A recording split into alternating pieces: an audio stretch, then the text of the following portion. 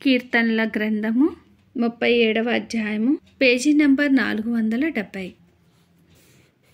చెడ్డవారిని చూచి నీవు వ్యసనపడకుము, దుష్కార్యములు చేయువారిని చూచి మత్సరపడకుము. వారు గడ్డి వలెనే త్వరగా ఎండిపోవుదురు, పచ్చని కూర వలెనే వాడిపోవుదురు. యెహోవా యందు నమ్మిక ఉంచి మేలు చేయము, దేశమందు నివసించి సత్యమును అనుసరించుము. యెహోవాను బట్టి సంతోషించుము, ఆయన నీ హృదయ వాంఛలను తీర్చును. నీ మార్గమును యెహోవాకు అప్పగింపుము, నీవు ఆయనను నమ్ముకొనుము, ఆయన నీ కార్యము నెరవేర్చును. ఆయన వెలుగు వలనే నీ నీతిని, మధ్యాహ్నము వలె నీ నిర్దోషత్వమును వెల్లడిపరచును.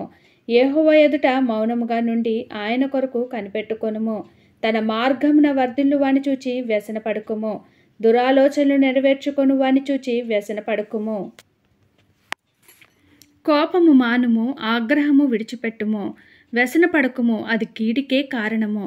కీడు చేయువారు నిర్మూలమగుదురు, యెహోవా కొరకు కనిపెట్టుకొని వారు దేశమును స్వతంత్రించుకొందురు. ఇక కొంతకాలమునకు భక్తిహీనులు లేకపోవుదురు, వారి స్థలమును జాగ్రత్తగా పరిశీలించినను వారు కనబడకపోవుదురు. దీనులు భూమిని స్వతంత్రించుకొందురు, బహు క్షేమము కలిగి సుఖించెదరు.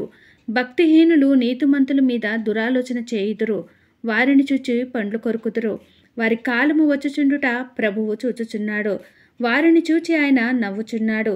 దీనులను దరిద్రులను పడద్రోయుటకై, యథార్థముగా ప్రవర్తించు వారిని చంపుటకై భక్తిహీనులు కత్తిదూసి ఉన్నారు, విల్లెక్కు పెట్టి ఉన్నారు. వారి కత్తి వారి హృదయములోనే దూరును, వారి విండ్లు విరువబడును. నీతిమంతునికి కలిగినది కొంచెమైనను బహుమంది భక్తిహీనులకున్న ధన సమృద్ధి కంటే శ్రేష్టము. భక్తిహీనుల బాహువులు విరువబడును, నీతిమంతులకు యెహోవాయే సంరక్షకుడు.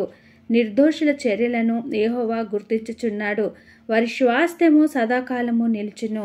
ఆపత్కాలమందు వారు సిగ్గునందరు, కరువు దినములలో వారు తృప్తి పొందుదురు. భక్తిహీనులు నశించిపోవుదురు, యెహోవా విరోధులు మేతభూముల సొగసును పోలియుందురు. అది కనబడకపోవునట్లు వారు పొగవలే కనబడకపోవుదురు. భక్తిహీనులు అప్పు చేసి తీర్చకయుందురు, నీతిమంతులు దాక్షిణ్యము కలిగి ధర్మమిత్తురు.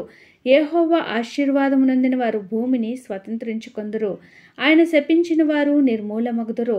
ఒక నడత యెహోవా చేతనే స్థిరపరచబడును, వారి ప్రవక్తను చూచి ఆయన ఆనందించును. యెహోవా అతను చేయి పట్టుకొని ఉన్నాడు గనుక అతడు నేలను పడినను లేవలేకయుండెడు. నేను చిన్నవాడనై ఉంటిని, ఇప్పుడు ముసలివాడనై ఉన్నాను. అయినను నీతిమంతులు విడువబడుటగాని వాని సంతానము భిక్షమెత్తుటగాని నేను చూచి ఉండలేదు. దినమెల్లా వారు దయాళురై అప్పు ఇచ్చుచుందురు, వారి సంతానపు వారు ఆశీర్వదింపబడుదురు. కీడు చేయుట మాని మేలు చేయము, అప్పుడు నీవు నిత్యము నిలుచుదువు. ఏలయనగా యెహోవా న్యాయమును ప్రేమించువాడు, ఆయన తన భక్తులను విడువడు. వారెన్నటికినీ కాపాడబడుదురు గాని భక్తిహీనుల సంతానము నిర్మూలమగును. నీతిమంతులు భూమిని స్వతంత్రించుకొందురు, వారు దానిలో నిత్యము నివసించెదరు. నీతిమంతుల నోరు జ్ఞానమును గూర్చి వచించును, వారి నాలుక న్యాయమును ప్రకటించును. వారి దేవుని ధర్మశాస్త్రము వారి హృదయములలోనున్నది, వారు అడుగులు జారవు. భక్తిహీనులు నీతిమంతుల కొరకు పొంచియుండి వారిని చంపజూతురు, వారి చేతికి యెహోవా నీతిమంతులను అప్పగింపడు. వారు విమర్శకు వచ్చినప్పుడు ఆయన వారిని దోషులుగా ఎంచడు.